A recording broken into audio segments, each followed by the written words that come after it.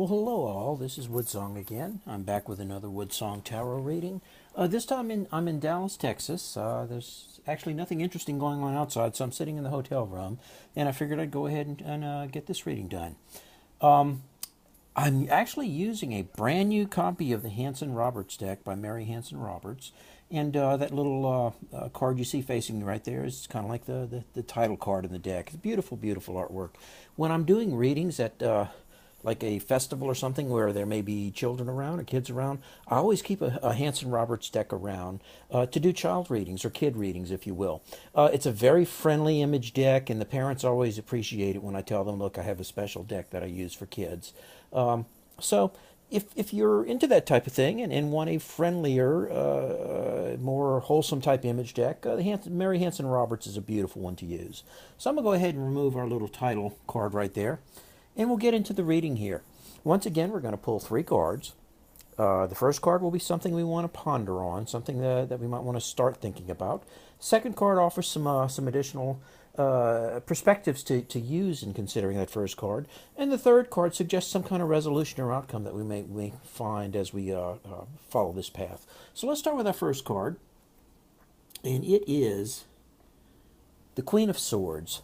Now, when I see the Queen of Swords, I always say this is a street smart lady. This suggests, just experience, street smarts. This is someone who, if you tell them the dog ate my homework, yeah, they've heard that 1,000 times, and they know the real story. So you're not going to be able to put a fast one over on the Queen of Swords. So this is something we need to keep in our lives. We can be a Queen of Swords as well. We have experience. We have the ability to listen to a story and know whether, this is a fake story or this is something we should pay attention to.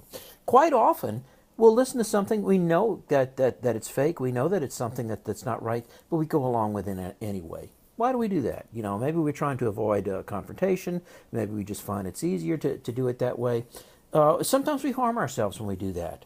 We have the ability, we have the experience, and we paid a lot for that experience. Street smarts is not cheap. You learn it the hard way, and we should apply it. We should take advantage of it when we have the opportunities to.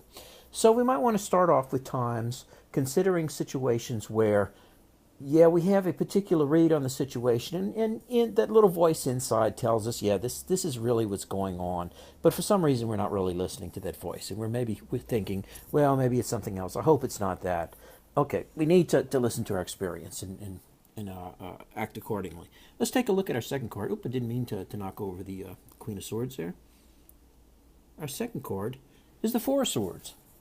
Okay, the Four of Swords suggest taking some time out, take a breath, relax.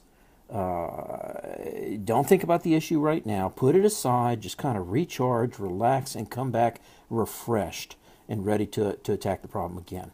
So we may have a situation where maybe it's something that's lasted for a while, and it's just starting to wear on us, and it's vexing us.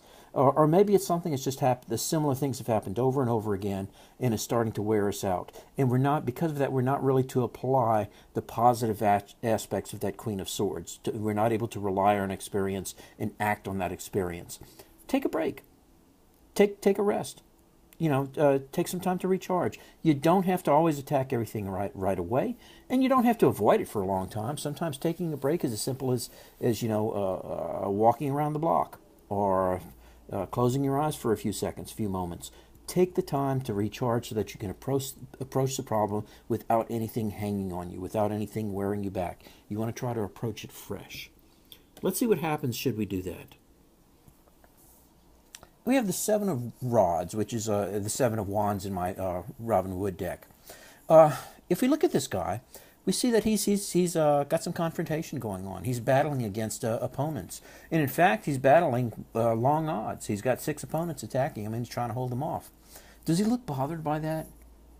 Really, look at his face. He's not bothered by the fact that he's facing long odds. He's welcoming that opportunity because he's confident that he's going to overcome these people. He knows what he needs to do. How does he know what he needs to do? He's listened to his Queen of Swords. He's listened to his experience, and he says, yes, I've been in this type of situation before. I know what I need to do to overcome it. I'm not worn down by worries and stuff because I've taken the time to relax and recharge and approach the problem freshly. And because of that, we have great hopes of a positive outcome once we face the problem, relying on our experience to tell us what we need to do to handle the problem. So basically, it comes down to when we have issues that we need to face, we need to address, we need to resolve, we probably have the tools necessary, the knowledge necessary inside ourselves already. We already have what we need to know. We just need to apply it. We need to believe in it. We need to trust in it. And then we need to have the energy to go ahead and use that experience. Use that experience to guide us and tell us what to do in order to overcome any issues we may face. It's all inside of us. We can trust ourselves. Quite often we don't, but that's really the message here. Trust yourself. It's inside you. You know what you need to do, and you know you can do it. And that's kind of the what we have today. I'm going to go ahead and put my little title card back out here. I just love the imagery here. It's very beautiful colors. And if you've noticed the images here, they're kind of positive. They're happy images. There's nothing very daunting there. And a lot of parents really appreciate. A lot of people like the image on this Hanson Roberts. So I will go ahead and leave you with that. Sherwood Forest Fair has started up again, and I hope to do some readings from there, possibly this weekend while I'm out there. So I'll be back later, and I'll be back with more.